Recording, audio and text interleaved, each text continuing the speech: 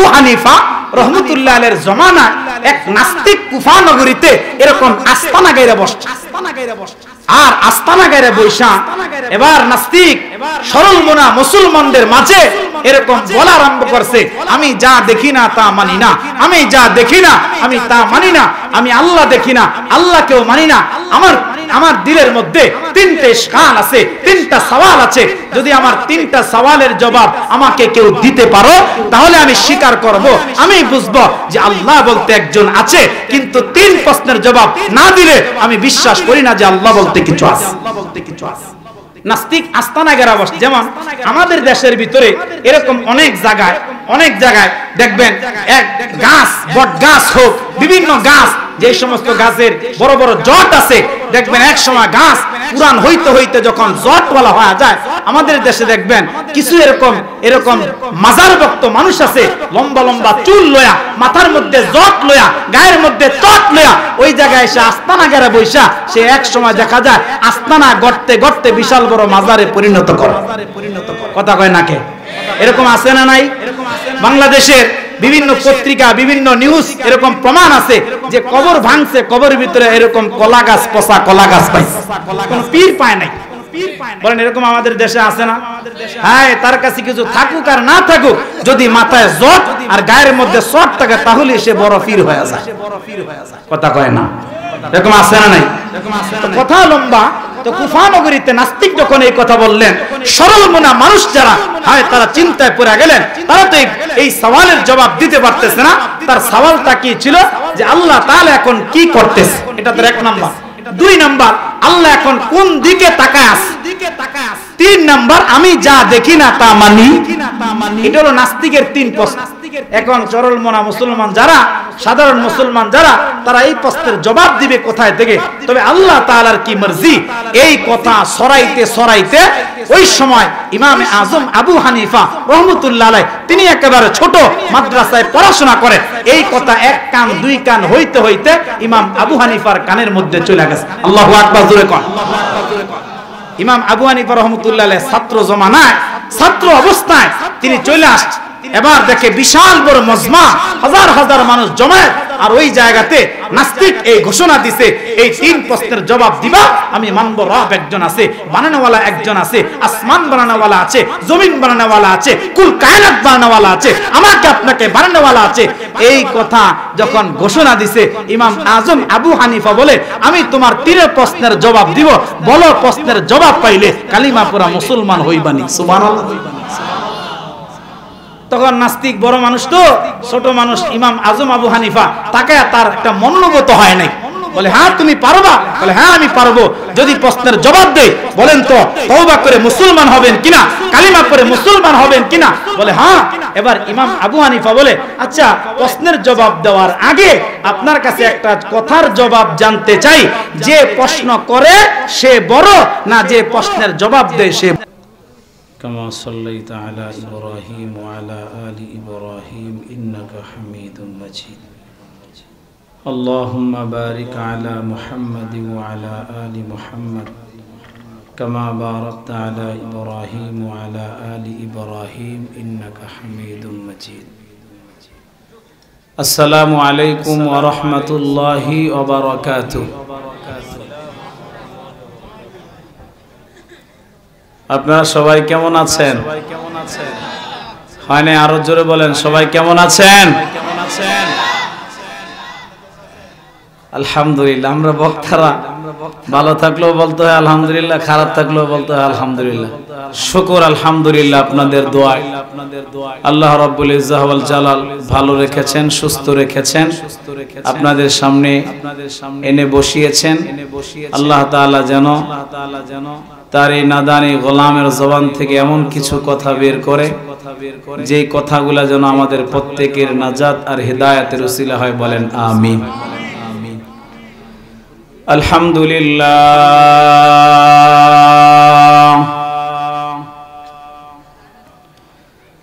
আলহামদুলিল্লাহি হামদান কাসীরান কামা আমার ونشهد أن لا إله إلا الله إرغاما لمن جهد به وكفر ونشهد أن لا إله إلا الله وحده لا شريك له ونشهد أن سيدنا وسندنا وحبيبنا وحبيب ربنا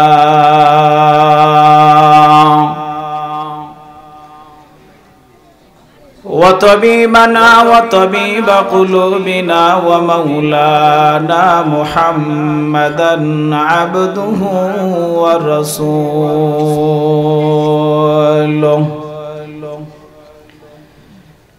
الذي أرسله الله تعالى بالحق إلى الخلق بشيرا ونذيرا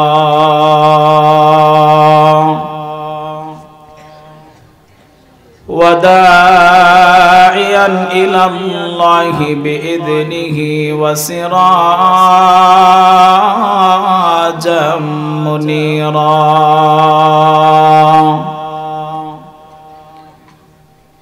أما بعد فأعوذ بالله من الشيطان الرجيم بسم الله الرحمن الرحيم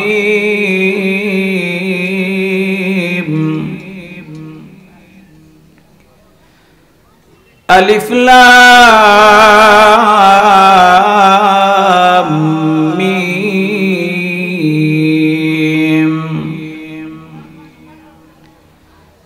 ذلك الكتاب لا ريب فيه هدى للمتقين الذين يؤمنون بالغيب ويقيمون الصلاة ومما رزقناهم ينفقون والذين يؤمنون بما أنزل إليك وما أنزل من قبلك وبالآخرة هم يوقنون وقال سيدنا محمد رسول الله صلى الله عليه وسلم تبرقوا بالقرآن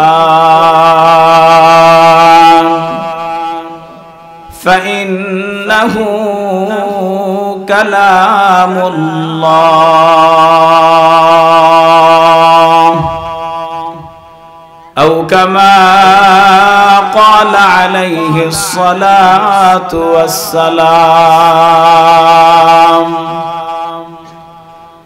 اللهم صل على محمد وعلى آل محمد كما صليت على إبراهيم وعلى آل إبراهيم إنك حميد مجيد اللهم بارك على محمد وعلى آل محمد كما باركت على إبراهيم وعلى آل إبراهيم إنك حميد مجيد بلغ العلا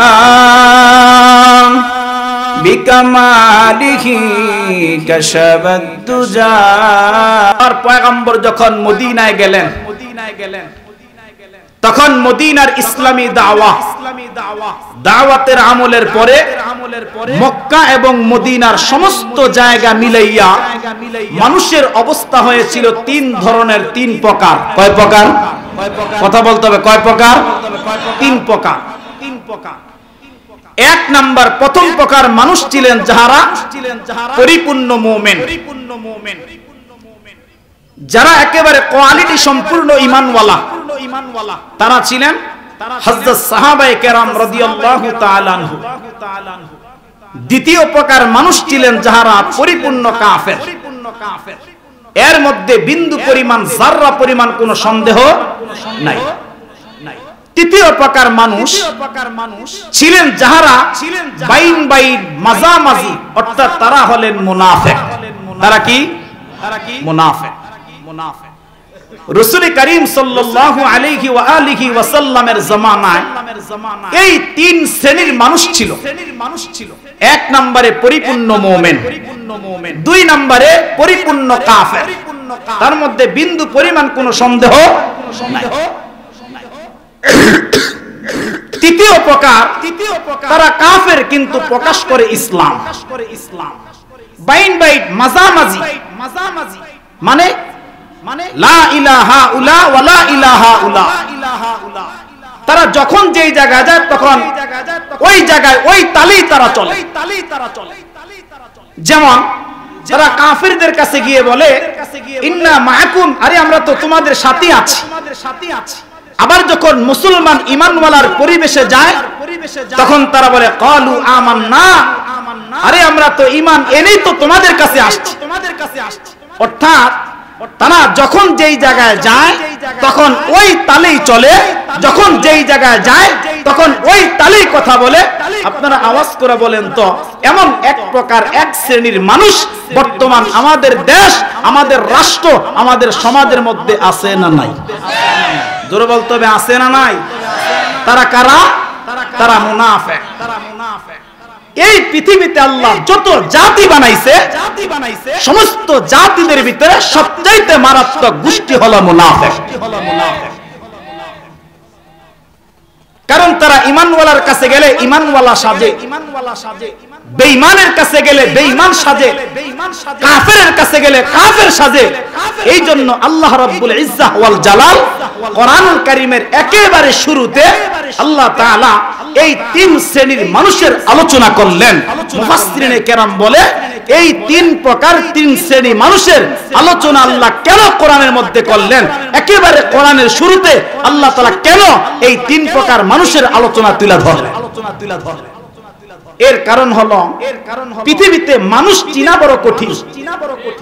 পৃথিবীর জমিনের মধ্যে মানুষ চিনা এটা বড় কঠিন এক বিষয়। তো মহান রব্বে কারীম আল্লাহ তাআলা বলে तमाम পৃথিবীর মানুষ যেন কিয়ামত পর্যন্ত তারা যেন দুনিয়ার জমিনে চলাফেরা করতে গিয়া, দুনিয়ার জমিনে বসবাস করতে গিয়া तमाम পৃথিবীর মানুষ যেন তারা মানুষকে চিনে এবং বুঝে, তারা যেন দুনিয়ার জিন্দেগির মধ্যে চলতে পারে। কারণ মানুষ চিনা এটা বড় বিচক্ষণতার বিষয়। আর যারা মানুষ চিনে চলতে পারবে তারাই বিচক্ষণ মানুষ। কারণ মানুষ চিনা এটা দুনিয়াতে বড় দুষ্কর। তো আল্লাহ পাক রব্বুল আলামিন লম্বা তাকরীরের সময় যেহেতু নাই, কোরআনের একেবারে শুরুতে আল্লাহ সুবহানাহু ওয়া তাআলা এই তিন প্রকার মানুষ, এই তিন শ্রেণীর মানুষের পরিচয় আল্লাহ পাক রব্বুল আলামিন তুলে ধরেছেন। এক নম্বরে আল্লাহ পাক মুমিন আর মুত্তাকি কারা তাদের পরিচয় তুলে ধরেছেন। দুই নম্বরে কাফের কারা তাদের পরিচয় তুলে ধরেছেন। তিন নম্বরে মুনাফিক কারা আল্লাহ পাক তাদের পরিচয় তৃতীয় নম্বরে আল্লাহ পাক তুলে ধরেছেন। তাহলে আসেন খুব সংক্ষিপ্ত কথা, আল্লাহ পাক রব্বুল আলামিন কোরআন কারীমের একেবারে শুরুতে আল্লাহ সুবহানাহু ওয়া তাআলা বলতেছেন আলিফ লাম মিম। এই হরফগুলোকে বলা হয় হুরুফে মুকাত্তাআত। কোরআনুল কারীমের মধ্যে আল্লাহ সুবহানাহু ওয়া তাআলা 114টা সূরা আল্লাহ পাক রব্বুল আলামিন নাযিল করেছেন। এই 114টা সূরার মধ্যে আল্লাহ পাক রব্বুল আলামিন 29টা সূরাকে আল্লাহ হুরুফে মুকাত্তাআত দিয়ে আরম্ভ করেছেন। আর এই শব্দগুলা, এই হরুফে মুকাত্তাআত, এই শব্দগুলার অর্থ একমাত্র আল্লাহ ছাড়া আর পৃথিবীর কেউ জানে? কথা কয় না, জানে? যত মুফাসসিরিনে কেরাম এই আয়াতে কারিমার উপরে যে যা লিখেছেন, সমস্ত মুফাসসিরিনে কেরাম এক জায়গায় গিয়া এই কথা লিখতে বাধ্য হয়ে গেছে, ওয়াল্লাহু আ'লামু বিমুরাদিহি বিযালিকা। এই আয়াতে কারিমাগুলার, এই শব্দগুলার, এই হরফগুলার একমাত্র অর্থ আওয়াজ করে বলেন তো জানেন যিনি, তিনি কে? আল্লাহ। এর উপরে লম্বা কথা নাই। দ্বিতীয় নম্বরে আল্লাহ পাক বলতেছেন যালিকাল কিতাব। হে পৃথিবীবাসী শোনো, যালিকাল কিতাব, এটা এমন এক কিতাব, লা রাইবা ফি, যে কিতাবের ভিতরে যাররা পরিমাণ, বিন্দু পরিমাণ, আরে সন্দেহ তো দূরের কথা, যাররা পরিমাণ এই কিতাবের মধ্যে সন্দেহের লেশ মাত্র আমি আল্লাহ পাক রব্বুল আলামিন রাখি নাই। সুবহানাল্লাহ। আরে মুসলমান বাবা, খুব ভালো করে কথাগুলা দিল দিয়া বুঝবেন। এ বাবা, মহান রব্বে কারীম আল্লাহ তার কালামটা শুরু করে আল্লাহ পাক একেবারে শুরুতে আল্লাহ পাক কত চমৎকার করে তার কোরআন সম্পর্কে আল্লাহ পাক ঘোষণা দিলেন। মহান রব্বে কারীম আল্লাহ বলতেছেন যালিকাল কিতাব।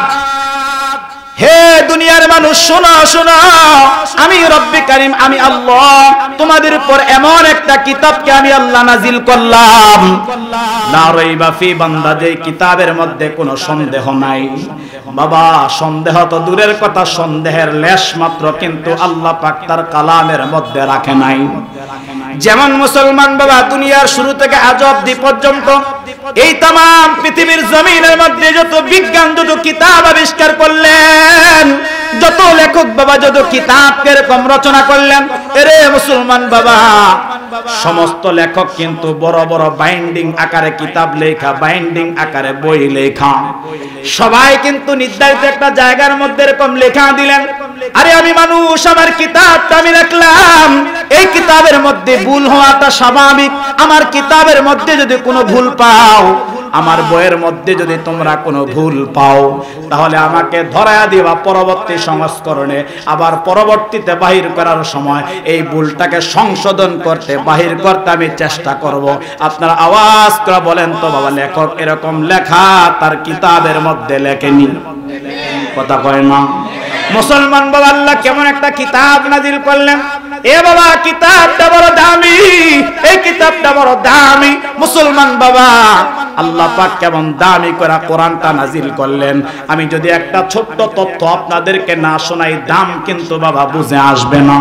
কারণ মুসলমান, যদি আমরা দাম বুঝতাম, আমরা যদি কোরআনের মাকামগুলা যদি বুঝতাম, এ বাবা প্রত্যেকটা মানুষ তিলাওয়াত বেশি বেশি করতাম। এরে মুসলমান বাবা, আমাদের ছোট্ট ভূখণ্ড এই বাংলাদেশের মধ্যে বাবা এরকম হাজার হাজার গ্রাম আছে, এরকম হাজার হাজার পরিবার আছে, এরকম হাজার হাজার ঘর আছে। ওই যে রমজান মাসে কোরআন পড়ছে, আগামী রমজানের আগে আর কোরআনটা খোলে না।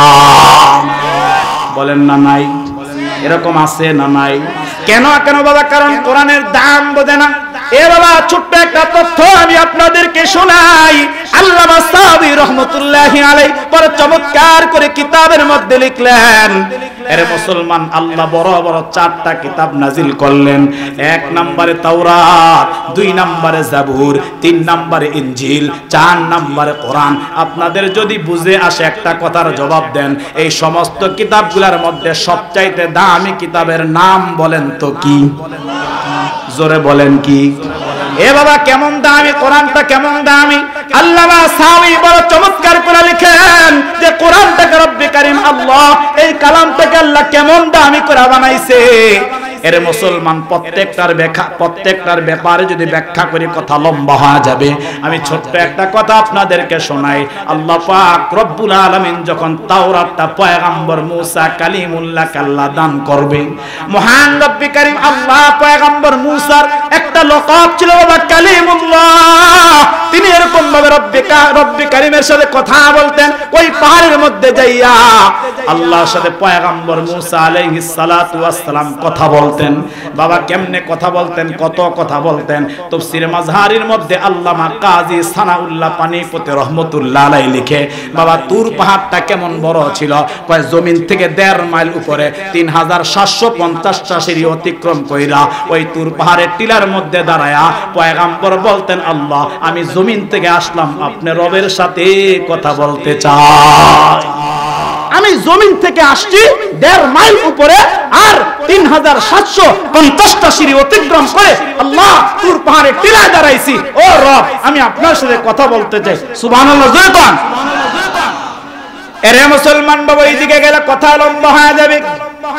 এ বাবা পয়গম্বর মুসা কালিমুল্লাহ রব্বে কারীমের সাথে কথা বলছেন। তাফসীরে মাযহারির মধ্যে লেখে বাবা, এক সময় পয়গম্বর মুসা কালিমুল্লাহর সাথে মহান রব্বে কারীম আল্লাহ কথা বলতে গিয়া আল্লাহ পাক পয়গম্বরের সাথে 1,40,000 ভাষায় আল্লাহ কথা বলছে। 1,40,000 ভাষায় কথা বলছে। এই মুসা কালিমুল্লাহকে কালিমুল্লাহ বলা হয়েছে, যে আল্লাহর সাথে তিনি কথোপকথন করতেন। তো আল্লাহ তাআলা পয়গম্বর মুসা কালিমুল্লাহ আলাইহিস সালাতু ওয়াস সালামকে যখন কিতাব দিবেন, কিতাব আল্লাহ তুর পাহাড়ে ডাকলেন, আর ডাইকা বলেন, পয়গম্বর এই নেন তাওরাত কিতাবটা, বাইন্ডিং করে আপনাকে দিয়া দিলাম, যান এই কিতাব মাথায় নিয়ে চলে যান, আর জাতির কাছে যান, আর কিতাব খুলা খুলা পড়বেন, আর আপনার জাতিকে আপনি বুঝাইবেন। সুবহানাল্লাহ, জোরে কোন। আচ্ছা আপনারা বলেন তো, যেই কিতাব বাইন্ডিং করে আল্লাহ পাক পয়গম্বর মুসা কালিমুল্লাহকে দিলেন, তিনি মাথার মধ্যে নিয়ে আসলেন। আচ্ছা বলেন তো, কিতাবটা বড় না ছোট? কথা কয় না রে, কিতাবটা বড় না ছোট? দেখেন এই কোরআনুল কারীমের মধ্যে, এই কোরআনুল কারীমের মধ্যে বলেন তো সূরার সংখ্যা কয়টা? মাত্র 114টা। আর তাওরাতের মধ্যে আল্লামা সাবি রাহমাতুল্লাহ আলাইহি বলে, তাওরাতের মধ্যে সূরার সংখ্যা ছিল 1000টা। সুবহানাল্লাহ। আরে মুসলমান বাবা, খুব ভালো করে যুবক কথাগুলো বুঝো। এ বাবা তুমি আমি তো আজকে কোরআনের দাম বুঝলাম না। বাবা তুমি আমি তো আজকে কোরআনের সম্মান, কোরআনের ইজ্জত বাবা তুমি আমি বুঝলাম না। মুসলমান আল্লামা সাবি রহমাতুল্লাহি আলাইহি বড় চমৎকার করে লিখতেছেন, মুসলমান বাবা কোরআনের মধ্যে সূরার সংখ্যা ছিল 1000।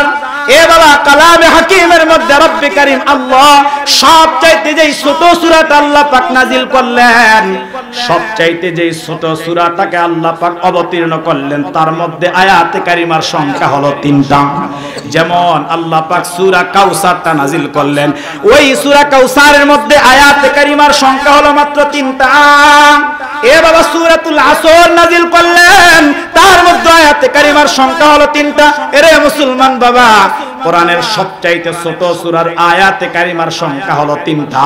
আর তাওরাতের মধ্যে সবচাইতে ছোট যেই সূরাটা ছিল, ওই সূরার আয়াতে কারিমার সংখ্যা হলো বাবা 1000টা। আল্লাহু আকবার। এরে মুসলমান বাবা, কথা লম্বা হয়, খুব সংক্ষেপে আমি আপনাদেরকে বুঝাই। এ বাবা কালামের মধ্যে আয়াতে কারিমা আছে, যেই আয়াতে কারিমার মধ্যে এ মুসলমান বাবা কালিমা আছে মাত্র 1 অক্ষর, 2 অক্ষর, 3 অক্ষরের আয়াত। যেমন কোরআনের মধ্যে আল্লাহ আয়াত নাজিল করলেন নুন ওয়াল কলামি ওয়া মা ইয়াসতুরুন। কোরআনের মধ্যে আল্লাহ আয়াত নাজিল করলেন তাহা।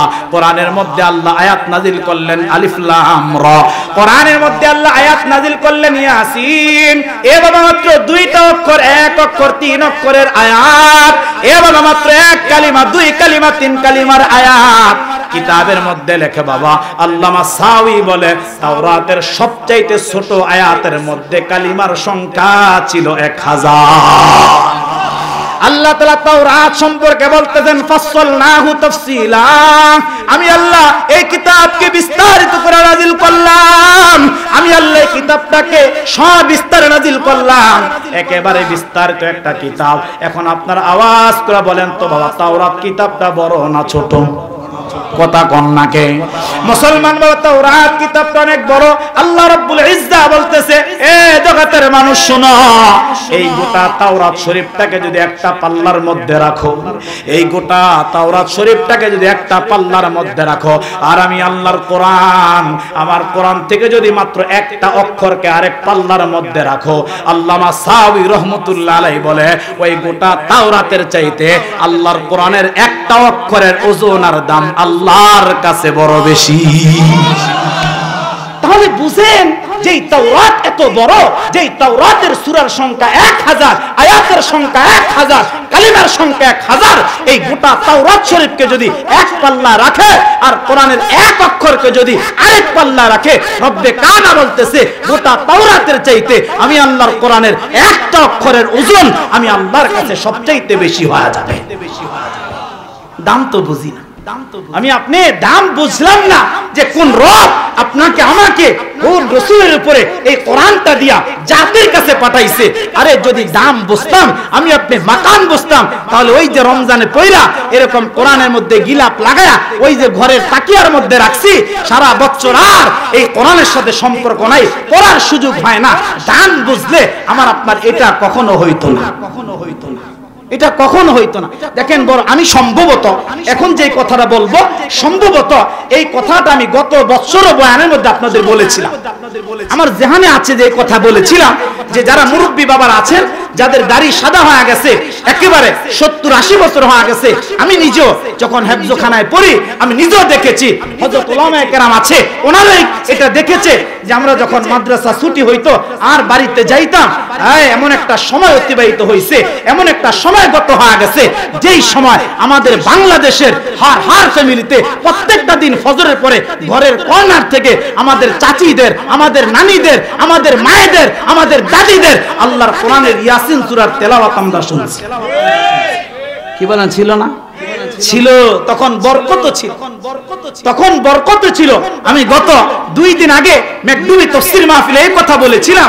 এটা আফসোস নিয়ে বলি, আজকে আমাদের সমাজে যে মক্তব চালু আছে, মক্তব চালু আছে ঠিক, কিন্তু আমাদের কাছে মক্তবের কোনো কদর নাই, কোনো কদর নাই, কদর নাই। দেখেন হুজুরেরা প্রত্যেকটা দিন মাইক দিয়ে এলান করতেছে, এলাকার সম্মানিত মা বোনেরা, এলাকার সম্মানিত লোকেরা, আপনাদের সন্তানগুলোকে আপনারা মক্তবে পাঠান, কোরআন শিক্ষার জন্য পাঠান, এলান হয়। এরপর পাঠায় না, পাঠাইবি কেমনে? কারণ মা রাতে সিরিয়াল দেখতে দেখতে, নাটক সিনেমা দেখতে দেখতে, ঘুমাইতে ঘুমাইতে 12টা 1টা, ওই মায়ের ঘুম ভাঙে সকাল 8টা। কথা কয় না কে? ঘুম ভাঙে সকাল 8টা। তাহলে যেই মায়ের ঘুম 8টায় ভাঙে, সেই সন্তানের ঘুম তো সকাল 10টায় ভাঙার কথা। আচ্ছা দেখেন, মসজিদে এলান করে হুজুরেরা, এরপর আপনারা সন্তান পাঠান না, কিন্তু আপনাদের এলাকার প্রাইমারি স্কুলে, আপনাদের এলাকার হাই স্কুলে, আপনাদের এলাকার কলেজ ইউনিভার্সিটিতে বলেন তো সন্তান লেখাপড়া করার জন্য কয়দিন আপনাদের এলাকায় মাইকিং করে সন্তান ডাকছে? হ্যাঁ, বুঝলেন না দাম, দাম বুঝলেন না, বুঝবেন, বুঝবেন। এমন এক সময় আসবে আজরাইল আলাইহিস সালাম যখন এই জায়গার ভিতরে আল্লামা জালালউদ্দিন সুয়ুতী রাহমাতুল্লাহ আলাইহি নূরুস সুদুর ফি আহওয়ালিল কুবুর এই কিতাবে লেখছে, ওই যে পায়ের বুড়ি আঙ্গুলের নখের গুড়ি থেকে মৃত্যুর যন্ত্রণা আরম্ভ হবে, চাপতে চাপতে চাপতে যখন কণ্ঠনালীতে আসবে, তখন কণ্ঠনালীতে আসলে তখন বুঝে আসবে, কেন আমি সন্তানকে কোরআন পড়াইলাম না। মুরদুদ শয়তান আমাকে ওয়াসওয়াসা দেয়, আমাকে বারংবার ঈমান হরণ করার চেষ্টা করে। সন্তান যদি কোরআন পড়নেওয়ালা থাকতো, ইয়াসিন সূরা পড়তো, আল্লাহ তার বদলায় শয়তানের অনিষ্ট থেকে আপনাকে আমাকে হেফাজত করতো। এটা তখন বুঝে আসছে। এই জন্য ভাই, এই যে ছোট বাচ্চারা আপনাদের এই নগরবালা মাদ্রাসা, এই ছোট বাচ্চারা ঈদের নামাজের জামাতের ইমামতি করে প্র্যাকটিক্যাল আপনাদেরকে দেখাইছে। আমি আজকেও এক জানাজা পড়েছি, জানাজাতে আমি বলতেছিলাম যে আমাদের দেশের অনেক মানুষ আছে, এটা আমাদের এলাকা তো থাকতে পারে, যে অনেক মানুষ আছে জানাজার নামাজ পড়তে গিয়ে তারা ঈদের নামাজ পড়ে। কি বলেন ঠিক না? কি বলেন ঠিক না? জানাজা দাঁড়া হুজুর, মানে হুজুর কেরা, হুজুর একটু আমাদের নিয়মটা বলে দেন। এটা বলতেন না যদি ওই ছোট অবস্থায় মক্তবে পড়তেন, ছোট অবস্থায় সন্তানগুলাকে মক্তবে পাঠাইতেন, এটা বলতেন না। কারণ আমাদের মক্তবগুলাতে প্রত্যেকটা সন্তান কিভাবে নামাজ পড়বে, কিভাবে কোরআন পড়বে, কিভাবে জানাজা পড়বে, কিভাবে এরকম ভাবে সে ঈদের নামাজ পড়বে, এই সব প্র্যাকটিক্যাল মক্তবে শেখানো হয়। আর তবে আরেকটা কথা, মক্তব না থাকলে আমাদের দেশের মানুষ ঈমান পর্যন্ত শিখতে পারত না। এই জন্য এগুলার কদর করেন, এগুলার কদর দেন। ওইদিকে যাচ্ছি, কথা লম্বা হয়ে যাইতেছে, কারণ আমার সময় একেবারে কম, খুব দৌড়ে যাইতেছি, সময় একেবারে কম, লম্বা তকরীরের সময় তো হাতে নাই। তো আল্লাহ পাক রব্বুল আলামিন এই কোরআন সম্পর্কে বললেন যালিকাল কিতাব লা রাইবা ফি, যে শোনো এটা এমন একটা কিতাব যে কিতাবের মধ্যে কোনো সন্দেহ নাই। এই কিতাব এত দামি, হযরত ওমর ইবনুল খাত্তাব রাদিয়াল্লাহু তাআলা আনহু, আরে ওমরকে ওমর বানাইছে আল্লাহ পাকের এই কোরআনে। সুবহানাল্লাহ জোরে কও। আবু বকরকে আবু বকর বানাইছে আল্লাহর এই কোরআনে, আলীকে আলী বানাইছে আল্লাহর এই কোরআনে, ওসমানকে ওসমান বানাইছে আল্লাহর এই কোরআনে। কারণ পৃথিবীর সবচেয়ে বড় টেররিস্ট, সবচেয়ে বড় সন্ত্রাস, তার নাম ছিল ওমর। কোরআনের তিলাওয়াত শুনছে দিল থেকে, আল্লাহ শিরকিয়তের সব বোঝা দূর করে দিয়া আল্লাহ কোরআনের নূর শোনার কারণে আল্লাহ সিনার মধ্যে রাখছে। আর রাসূলের কল্যাণ দেখিয়া ওমর কল্যাণ নিজেরটা দিয়া কালিমা পড়া মুসলমান হয়ে গেছে। আরে মুসলমান বাবা, খুব ভালো করে কথাগুলা দিল দিয়া বুঝেন। এ বাবা, তাহলে ওই দিকে যাওয়ার সময় হাতের মধ্যে আর নাই। এরে মুসলমান বাবা, এরপরে আল্লাহ বলতেছেন হুদাল্লিল মুত্তাকিন। এরে মুসলমান বাবা, এই কোরআনটা হলো বাবা মুত্তাকিদের জন্য হিদায়াত, এই কোরআনটা হলো বাবা মুত্তাকিদের জন্য পথ প্রদর্শক। এখন আপনাদের দিলের মধ্যে একটা প্রশ্ন জাগতে পারে, হুজুর মুত্তাকি কারা? আপনাদের দিলের মধ্যে একটা প্রশ্ন জাগবে, হুজুর বুঝলাম মুত্তাকিদের জন্য হিদায়াত, কিন্তু মুত্তাকি কারা? এরে মুসলমান বাবা, আল্লাহ পাক রব্বুল আলামিন পরবর্তী 3টা আয়াতে কারিমার মধ্যে আল্লাহ তাআলা এরকম 5টা কোয়ালিটি বয়ান করলেন, আল্লাহ তাআলা এরকম 5টা গুণ বয়ান করলেন, আল্লাহ এরকম 5টা সিফাত বয়ান করলেন। এরে মুসলমান বাবা, এই 5টা গুণ যার মধ্যে পাওয়া যাবে, এই 5টা কোয়ালিটি যার মধ্যে পাওয়া যাবে, এই 5টা সিফাত যার মধ্যে পাওয়া যাবে, মহান রব্বে কারীম আল্লাহ বলেন ওই মানুষগুলাই হবে মুত্তাকি। আর যে মানুষগুলা 5 গুণে গুণান্বিত হয়া, যে মানুষগুলা মুত্তাকির গুণ অর্জন করতে পারবে, মহান রব্বে কারীম আল্লাহ বলেন উলাইকা আলা হুদাম মির রাব্বিহিম। এরে মুসলমান বাবা, তাদেরকে আল্লাহ 2টা পুরস্কার দান করবে। মুত্তাকিদেরকে আল্লাহ এরকম 2টা পুরস্কার দান করবে। আল্লাহ কয় উলাইকা আলা হুদাম মির রাব্বিহিম, ওই মুত্তাকিরা আমি আল্লাহর পক্ষ থেকে তারা হেদায়েত প্রাপ্ত হয়ে যাবে। 2 নম্বরে আল্লাহ বলেন ওয়া উলাইকা হুমুল মুফলিহুন। এ বাবা, মুত্তাকিদের দুনিয়ার জীবনটাও সফল, মুত্তাকিদের আখিরাতের জীবনটাও সফল। এর মুসলমান বাবা, যারা 5টা গুণে গুণান্বিত হবে, যারা 5টা কোয়ালিটিতে গুণান্বিত হবে, আল্লাহ বলেন তারাই হবে মুত্তাকি। তাহলে আসেন 1 নাম্বার মুত্তাকি কারা? 1 নম্বরে বাবা ঈমানওয়ালা কারা? এই 5টা গুণ আজকে ভালো করে বুঝবেন, সংক্ষেপ কথা। যদি বাবা আমার মধ্যে 5টা কোয়ালিটি পাওয়া যায়, যদি আমার মধ্যে 5টা সিফাত পাওয়া যায়, তাহলে আমি মুত্তাকি হব। আর যদি 5টা গুণ পাওয়া না যায়, তাহলে আল্লাহর আদালতে আমি আপনি কিন্তু মুত্তাকি হতে পারবো না। আল্লাহ পাক 1 নম্বরে ডাইকা ডাইকা বলতেছেন আল্লাযীনা ইউমিনুনা বিল গায়ব। আল্লাহ তাআলা 1 নম্বরে ডাইকা বলছেন মুত্তাকি হলো তারা। এ বাবা, মুত্তাকি হলো তারা। 1 নম্বর মুত্তাকির গুণ হলো, এ বাবা আল্লাহকে দেখা যায় না, আল্লাহকে অনুভব করা যায় না, আল্লাহকে কল্পনা করা যায় না, আল্লাহকে কখনো দেখা যায় না। আল্লাহকে না দেখে যারা বিশ্বাস স্থাপন করবে, ওই মানুষগুলাই হলো বাবা আল্লাহর আদালতে মুত্তাকি। 1 নম্বর গুণ হলো, 1 নম্বর কোয়ালিটি হলো, আল্লাহকে দেখা যায় না, আল্লাহকে অনুভব করা যায় না, আল্লাহকে ধরা যায় না, কল্পনা করা যায় না, কিন্তু দেখা যায় না। এই বিশ্বাস যারা করবে, আসমান বানানোওয়ালা একজন আছে, জমিন বানানোওয়ালা একজন আছে, এই কুল আলম বানানোওয়ালা একজন আছে, আমাকে আপনাকে বানানোওয়ালা একজন আছে। আওয়াজ করে বলেন তো তিনি কে? আরো জোরে বলেন।